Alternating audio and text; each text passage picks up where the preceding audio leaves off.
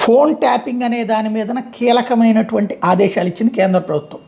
ఎవడు పడితే వాడు, ఎవడిది పడితే వాడిది చేయడానికి వీల్లేదు. ఇదివరకటి రోజుల్లో డిఎస్పీ స్థాయి అధికారి లెటర్ అంటే సిఐ స్థాయి అధికారి రాస్తే అయిపోయిన తర్వాత డిఎస్పీ స్థాయి అయిన తర్వాత ఎస్పీ స్థాయి అయింది. ఇప్పుడు కీలకమైన అడుగు వేసింది. ఐజీ లేదా ఆ పై స్థాయి అధికారి మాత్రమే ఆదేశాలు జారీ చేయాలి. ఉన్నత స్థాయి కమిటీ సమీక్షించాలి. ఇది కేంద్ర టెలికమ్యూనికేషన్ శాఖ నోటిఫికేషను. అంటే అత్యవసరమైనటువంటి తప్పనిసరి అవసరమైన కేసుల్లో మాత్రమే ఫోన్ ట్యాపింగ్, అది కూడా ఐజీ పై స్థాయి వాళ్ళు మాత్రమే లేఖ రాయాలి. తద్వారా ఆదేశాలు అమలు చేయించుకోవాలి. దాన్ని కూడా కమిటీగా రివ్యూ చేయాలి అన్నటువంటి. కాకపోతే ఇక్కడ ప్రభుత్వ అధికారిక పద్ధతిలో అయితే అది రేపు కోర్టులో కూడా చెల్లుబాటు అవుతుంది. కానీ ట్యాపింగ్లో రెండో కోణం ఏంటి?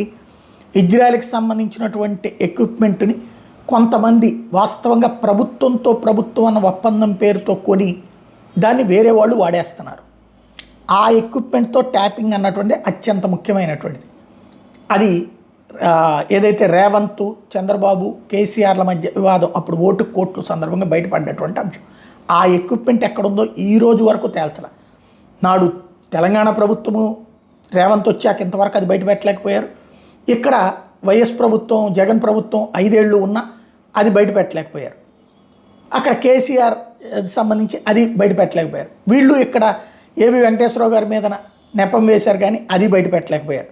ఫైనల్గా అయితే ఫోన్ ట్యాపింగ్ ప్రైవేట్గా జరుగుతున్నది ఎట్లా అన్నదే ఇక్కడ $1 మిలియన్ ప్రశ్న.